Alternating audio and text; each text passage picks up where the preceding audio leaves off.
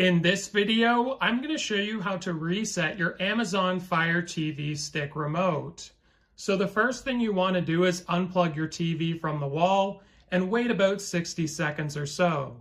Now, whilst that's happening, I want you to grab your remote and we're going to be pressing 3 buttons: the menu button, the back button, and the left D-pad.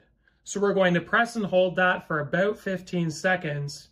Then you can release and wait about 5 seconds before turning your controller around. Now you want to remove this back cover and take out the batteries. Once you've done that, I want you to plug your TV back in and wait till a screen comes up that says something along the lines of, "The remote can't be detected."